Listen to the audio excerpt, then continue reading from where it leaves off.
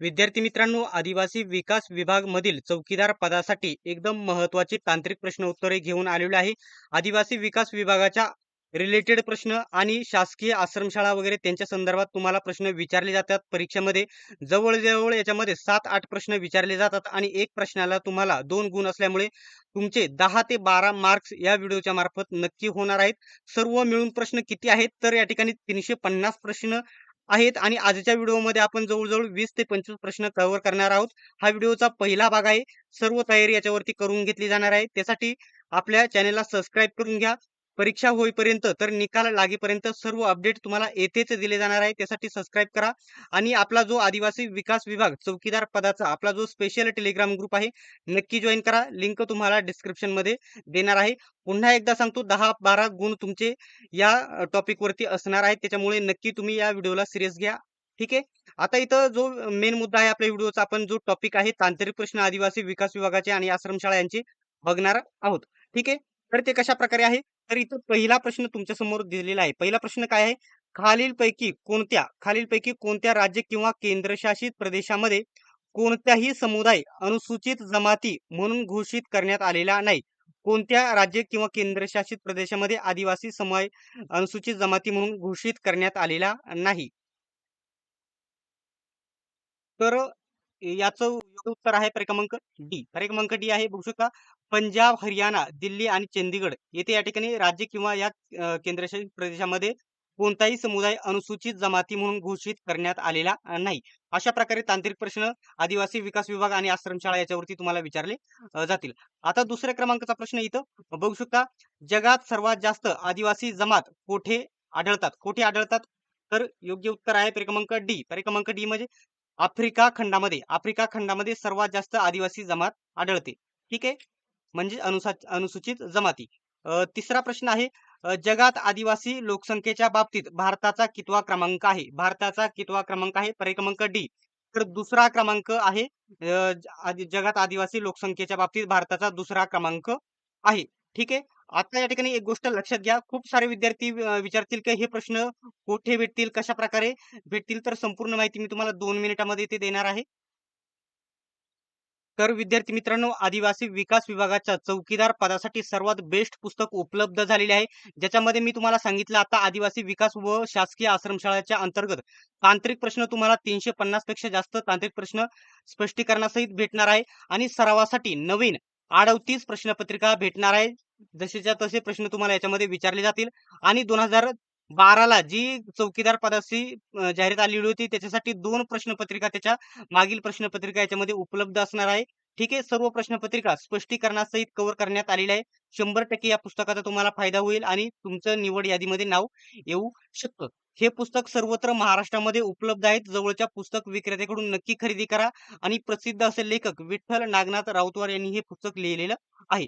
आता जर या पुस्तकाचा जर विचार केला, या पुस्तकाची वैशिष्ट्ये जर तुम्ही बघितली ना, याच्यामध्ये 2700 पेक्षा जास्त प्रश्न कव्हर करण्यात आलेले आहे आणि 38 प्रश्नपत्रिका कव्हर करण्यात आलेल्या आहेत स्पष्टीकरणासहित. 100% याच्यातूनच तुम्हाला प्रश्न विचारले जातात. आता हे प्रश्न याची या ठिकाणी अनुक्रमानिक इथे बघू शकतात. आता हे पुस्तक इथं बघू शकता, इथे 38 संपूर्ण जवळ-जवळ किती पानांचे आहे? तर 250 पानांचे पुस्तक आहे. लवकरात लवकर खरेदी करा, जेणेकरून तुमचा अभ्यासक्रम पूर्णतः कव्हर होऊन जाईल. आता हे पुस्तक कशाप्रकारे खरेदी करायचं? तर या पुस्तकाची खरेदी करण्याची लिंक वगैरे आपला टेलिग्राम ग्रुप जॉइन करा. त्याची खरेदी करण्याची लिंक आणि सर्व या पुस्तकाचे पीडीएफ वगैरे हा तुम्हाला तिथे भेटून जाईल. हा डेमो पीडीएफ सर्व माहिती भेटेल. बघू शकता, तांत्रिक सर्व आश्रमशाळा संहिता, त्याच्यानंतर आश्रमशाळा, आदिवासी विकास विभागाच्या समस्या, आदिवासींची लोकसंख्या, उपाययोजना, सर्व माहिती या पुस्तकामध्ये आहे. या पुस्तकाचा 100% तुम्हाला फायदा होणार आहे. त्यासाठी नक्की खरेदी करा. टेलिग्राम ग्रुपची लिंक डिस्क्रिप्शनमध्ये दिलेली आहे. आता इथं आपले जो व्हिडिओचा मेन टॉपिक आहे त्याच्याकडे आपण पुन्हा एकदा येऊयात. आता इथं तिसऱ्या क्रमांकाचा प्रश्न बघू शकता, मोठ्या लेवलचा प्रश्न आहे. राष्ट्रीय अनुसूचित जमाती म्हणजे एसटी कॅटेगरी, लक्षात घ्या, आयोगाबाबत चूक विधान कोणते? यापैकी तुम्ही 4ही विधाने बरोबर वाचून घ्या, परंतु याच्यापैकी कोणतं विधान चुकीचं आहे हे तुम्हाला ओळखायचं आहे. तर पर्याय क्रमांक डी उत्तर आहे. पर्याय क्रमांक डी आहे, वरील पैकी कोणतेही नाही. म्हणजे कोणतेही चुकीचे नाही. पहिलं ए आहे. बघू शकता, आयोग अनुसूचित जमातीच्या हक्कांना बाधक ठरणाऱ्या तक्रारींची चौकशी करतो. हे देखील बरोबर आहे.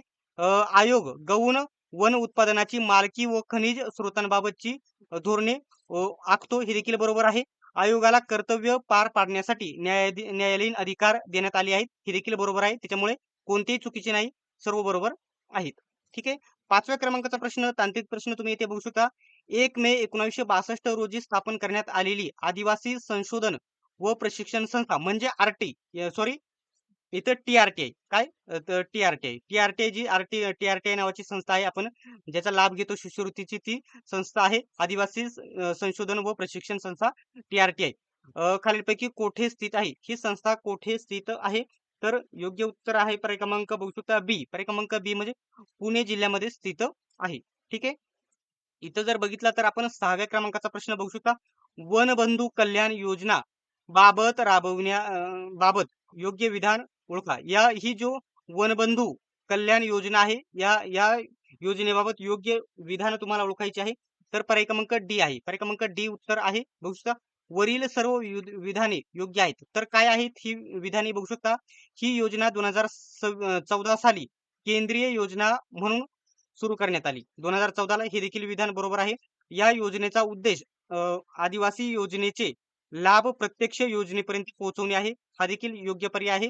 त्याच्यानंतर या योजनेस मागास गटांत पायाभूत सुविधांचा विकास करून मॉडेल गट विकसित करण्याची तरतूद आहे. हे देखील विधान बरोबर आहे. त्याच्यामुळे सर्व विधाने बरोबर असल्यामुळे वरील सर्व विधाने योग्य आहेत. असा पर्याय क्रमांक डी हे योग्य उत्तर होणार आहे.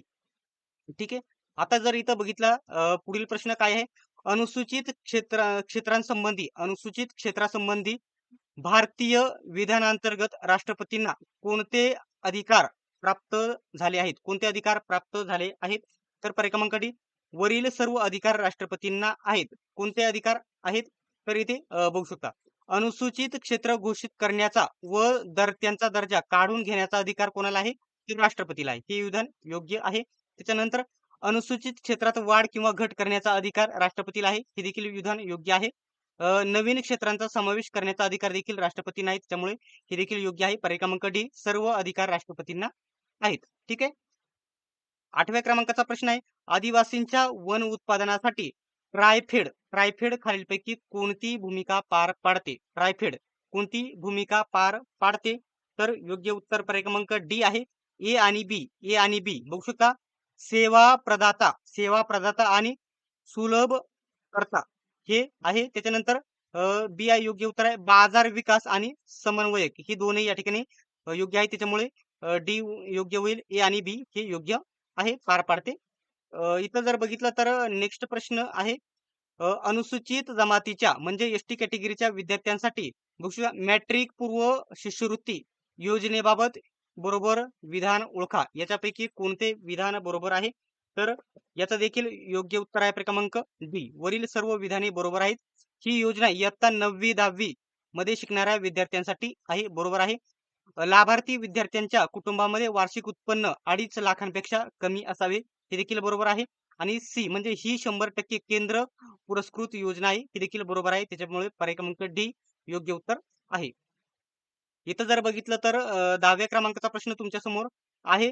भारतीय संविधानातील तरतूद व त्याद्वारे देण्यात आलेले घटनात्मक संरक्षण यांच्या योग्य जोड्यांचा पर्याय निवडा. काय योग्य होईल याच्यामध्ये? तर पर्याय क्रमांक ए हे योग्य उत्तर आहे. काय? तर बघू कलम 23 सामाजिक कलम 275 ए आर्थिक क कलम 350 त्याच्यानंतर शैक्षणिक कलम 332 राजकीय हा कलम योग्य असलेला तुम्हाला बघायला भेटणार आहे. ठीक आहे. एक मिनिट. ठीक आहे, बरोबर आहे. आता पुढील प्रश्न जर तुम्ही बघितला, एखाद्या व्यक्तीला अनुसूचित जमातीचा सदस्य पूर्ण दर्जा मिळवण्यासाठी कोणता निकष पूर्ण करावा लागतो? तर याचं योग्य उत्तर पर्याय क्रमांक डी आहे. काय आहे? तर पर्याय क्रमांक डी उत्तर आहे. वरील सर्व निकष पूर्ण करणे आवश्यक आहे. ते कोणते आहे? संबंधित राज्याचे कायमस्वरूपी रहिवासी असावे. राष्ट्रपतींनी काढलेल्या आदेशामध्ये त्या समुदायाचा अनुसूचित जमातीमध्ये समावेश असणे गरजेचे आहे. त्याच्यानंतर अजून जो पहिला पॉइंट आहे, त्या व्यक्तीचे जन्मदाते प्रत्यक्षरित्या संबंधित जमातीचे म्हणजे एसटी कॅटेगरी अनुसूचित जमातीचे असणे आवश्यक आहे. ठीक आहे. अशा प्रकारे हे प्रश्न आपण बघितलेले आहेत. पुढील देखील आपण सर्व प्रश्न याच्यामध्ये आपण बघणार आहोत. त्याच्यापूर्वी पुन्हा एकदा सांगतो, हे सर्व प्रश्न या 38 प्रश्नपत्रिका संच या पुस्तकामध्ये कव्हर करण्यात आलेले आहे. बघू शकता हे पुस्तक जे आहे आदिवासी विकास विभागाचे 38 प्रश्नपत्रिका संच. हे पुस्तक सर्वत्र महाराष्ट्रामध्ये उपलब्ध आहे. नक्की खरेदी करा. तुम्हाला नक्कीच या पुस्तकाचा फायदा होईल. हे पुस्तक खरेदी करण्यासाठी आपल्या टेलिग्राम ग्रुपची लिंक डिस्क्रिप्शनमध्ये आहे. टेलिग्राम ग्रुपवरती सर्व या पुस्तकाची माहिती देण्यात आलेली आहे. इव्हन हा पीडीएफ हा डेमो पीडीएफ आहे, म्हणजे पीडीएफ हा दिलेला आहे. त्याची संपूर्ण पुस्तक खरेदी करण्यासाठी लिंक वगैरे सर्व माहिती वगैरे तुम्हाला आपल्या टेलिग्राम ग्रुपवरती उपलब्ध होऊन जाणार आहे. सर्वांनी व्हिडिओ शेवटपर्यंत बघितल्याबद्दल धन्यवाद. भेटूयात आपण नेक्स्ट व्हिडिओमध्ये.